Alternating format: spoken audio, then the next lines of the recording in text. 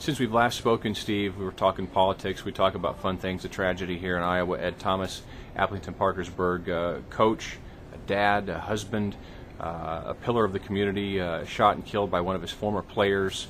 We've heard a lot of things the last 36 hours on this. Your thoughts on this situation?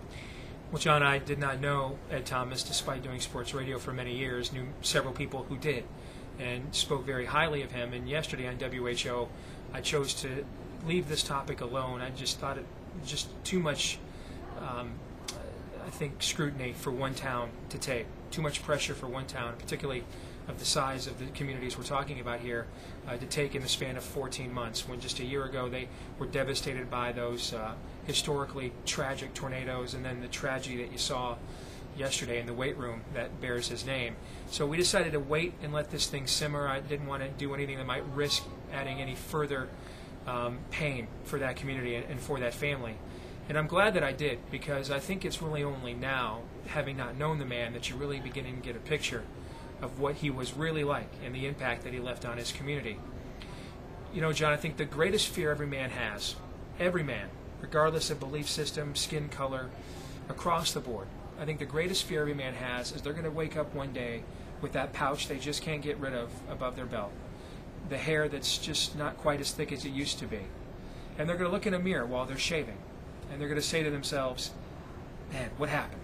You know, I've slept with the same woman, I've raised the same bratty kids, I've lived in the same house, I've worked the same dead-end job. You know, when I was younger, I was going to take on the world. I was going to save the damsel in distress. I was going to be a hero. I was going to be a ball player, a lawyer, an astronaut, a doctor. And now, you know, what have I done with the most precious and active years of my life as a man? What kind of legacy have I left? And when you look at the legacy of Ed Thomas, I think you have to look no further than his son Aaron. What I witnessed yesterday could quite possibly be the most moving 60-second soundbite I have seen since I've been in the media. And it wasn't contrived and it wasn't scripted, because you can't contrive and script something like this. And that is when Aaron Thomas stood up to the entire state, and then later on the whole world.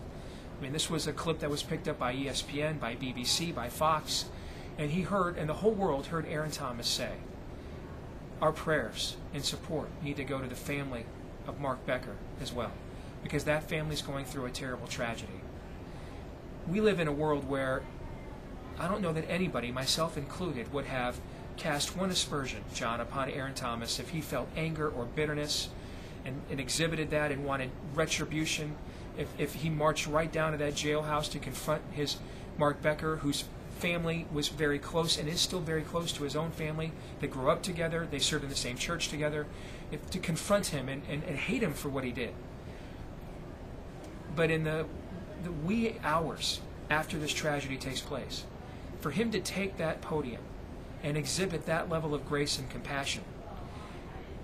A wise man once said, you will know a tree by its fruit. Well, you know the family tree of Ed Thomas by its fruit. And you look at the fruit of his family tree. When you saw what Aaron Thomas stood up and did yesterday, you know, brother, that's just a man. And when I see and hear about the legacy that that man left behind, how open he was about his faith, how important he made that, such a vital aspect of what he did and the way he served that community. And he was open with those young men that he wanted them to see him in heaven one day. Aaron Campman, the former Hawkeye and current Green Bay Packers star, openly talking yesterday that Ed's faith in Jesus Christ is what drove him.